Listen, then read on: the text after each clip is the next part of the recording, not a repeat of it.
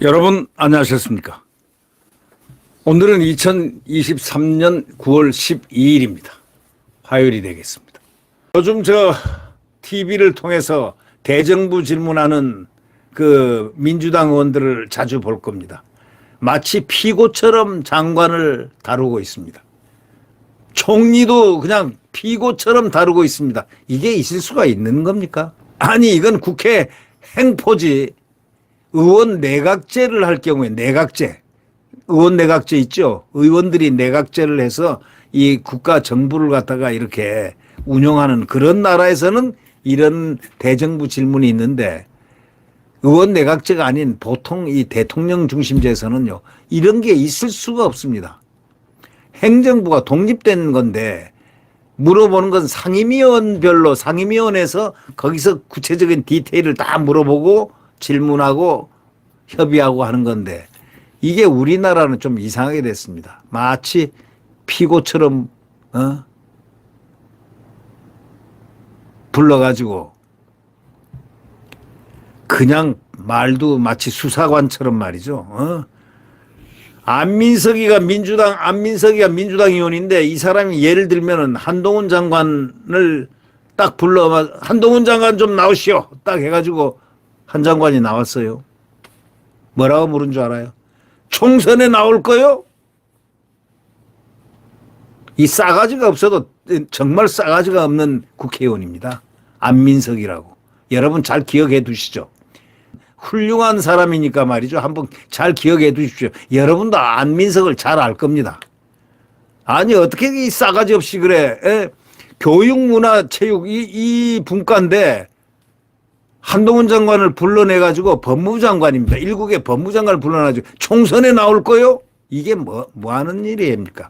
그리고 이 대도 안 하는 얘기들을 계속 하니까 이 한동훈 장관도 한동훈 장관에게 내년 총선 출마하느냐 하니까 막 그냥 이런저런 얘기하니까 뭐라고 했겠습니까? 참 한동훈 장관은 참 점잖더군요.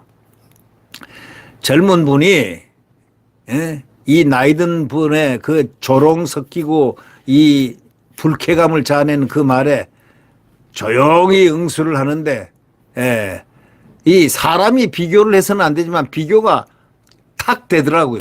어떤 느낌이 들었느냐? 마치 이 안민석 지역구에 한동훈 장관이 만약에 출전하면 표가 한 80대 20으로 완전 압승할 사람은 바로 한동훈 장관일 것 같다라는 느낌을 받았습니다. 5선 아니라 몇 선이라도 택도 어림도 없다. 한 장관 이기지 못한다. 이런 느낌이 들더라고요. 왜? 인품, 품격에 국회의원으로서 가져야 될 그 자질 면에서 이렇게 딱 보니까 느낌이 오더라고요. 네.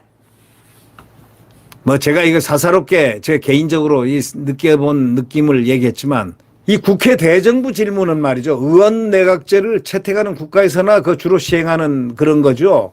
대통령제인 미국에서 보십시오. 한국 같은 본회의장에서 대정부 질문 없이 상임위원회 중심으로 운영되는 겁니다.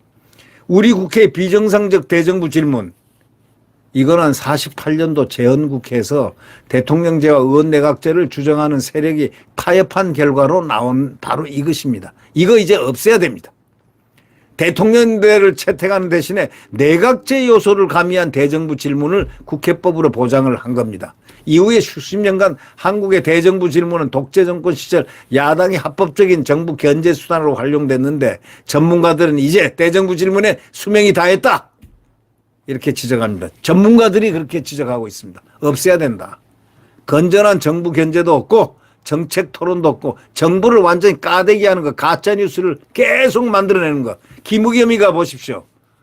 대정부 질문할 때 뭐를 합니까? 다 보셨잖아요. 이 정대철 헌정회장은 이렇게 얘기합니다. 민주당 출신이죠. 지금의 대정부 질문은 정치는 실종됐다, 전쟁 상태다, 이렇게 말했고, 김성수 한양대학교 교수는 정당들이 자신들의 집토끼를 품기 위한 무대로 활용하고 있다. 지난 5일하고 8일에 열린 국회 대정부 질문도 말싸움과 비난으로 끝났는데, 민주당 박영순 의원이 난 도대체 이렇게 보면 말이죠. 어떻게 국회의원이 그럴 수가 있을까 싶어요. 국민의힘 태영호 의원에게, 태영호 의원은 상당히 반듯한 사람입니다. 이 탈북인이라고 하지만 오히려 대한민국 그 어떤 사람보다 애국심도 강하고, 그리고 논리 정연하고, 자유민주주의에 대한 확고한 신념을 갖고 있고, 공산주의에 대한 확고한 배격, 대한민국 국채와 정체에 딱 맞는 아주 훌륭한 의회주의자입니다. 이런 태영호 의원에게 쓰레기라고 했습니다. 쓰레기. 이 쓰레기라고 한 이런 정도의 태영호 의원에게 쓰레기라고 할 정도의 그런 박영순 민주당 의원이라면 이 의원 제명시켜야 됩니다. 민주당 박영순을 제명시켜야 됩니다. 이 태영호 의원은요, 정말 이 국민의힘에서 보배입니다. 보배. 민주당 안민석 의원은요, 한동훈 법무장관에게 총선에 출마하냐 하고 물었고요. 민주당 최강욱은요, 윤석열 대통령을 윤석열 씨라고 국회에서 불러대고 있습니다. 대정부 질문 마지막 날인 지난 8일에는 초등학생 40여 명과 일반인 70여 명이 이 모습을 다 지켜보고 있었습니다. 얼마나 수치스러운 일입니까? 정치권에서도 이거 이제 대정부 질문 무용론이 커지고 있습니다. 이번 대정부 질문 사회를 본 민주당 소속 김영주 국회의장은 최악이라고 이렇게 표현했습니다. 지르자였던 국민의힘 최형두 의원도 제대로 된 의회주의 국가에서는 이런 대정부 질문 없다 이렇게 얘기했습니다. 정의화 전 국회의장은요, 당리 당량만 따르고 국민이나 국가 미래를 생각하는 질문은 없다. 이 대정부 질문하면 김의겸 생각이 납니다. 저는 요즘 김의겸 조용하대요. 김의겸 하면 생각나는 것 흑석동, 청담동, 이 동이 두 가지 동이 생각납니다. 서울특별시 흑석동, 서울특별시 청담동. 얼마나 국회를 흔들어 놨으면 그 말 가지고 말이죠. 지난 6일 이 영국 국회에서 대총리 질문이 열렸는데 거긴 내각제죠, 완전히. 영국 제1야당인 노동당의 키어 스타머 대표를 포함해서 의원 22명이 질의하고 리시 수낙 총리가 답변을 했는데 40분 만에 끝났습니다. 40분 만에. 22명이 질의를 했는데도 40분 만에 끝났습니다. 의원들과 총리는 대체로 필요한 질문과 답변만 일문일답식으로 합니다. 정치 담론이나 정쟁보다는 정책 질의와 답변이 줄을 이룬다고 합니다. 최근에 국회 대정부 질문에 정말 엉터리 같은 말이 많았죠. 박영순 이자는 정말 민주당 의원 박영순, 이거는 자질 자체가 기본이 안 돼 있습니다. 어떻게 해서 태영호 의원에게 북한에서 쓰레기가 왔다 이런 얘기를 할 수가 있습니까? 북한에서 쓰레기가 왔다. 쓰레기가 누가 쓰레기입니까? 박영순이가 쓰레기입니까? 태영호가 쓰레기입니까? 한번 물어보십시오.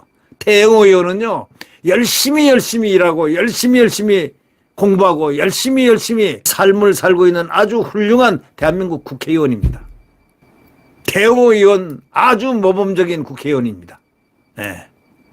들은 것도 많고 지식도 많고 자유민주주의에 대한 그 훈련이 안 된 것 같지만 천만에요. 더 잘 돼 있습니다. 영국 대사를 하고 뭐 등등 하면서 모든 걸 많이 고뇌하고 고민하고 그래서 탈북한 분 아닙니까? 그리고 그런 분에게 북한에서 쓰레기가 왔다. 이렇게 말하는 이 박영순은 인간 이하의 그 발언을 했다고 저는 생각하고, 이 사람은 바로 제명 아니라 바로 그날 제명시켜서 내보내야 되는 사람입니다. 이런 사람이 무슨 국회의원입니까? 민주당 박영순. 그리고 아까도 얘기했지만 한동훈 법무장관에게 첫 질문으로 교육문화 그 분과위원회거든요. 그 분과위원회에서 그럼 교육 관련이라든가 문화 관련이라든가 뭐 다른 걸 질문해야 되는데 한동훈 법무장관을 딱 불러가지고 세워놓고 첫 질문으로 내년 총선에 나옵니까?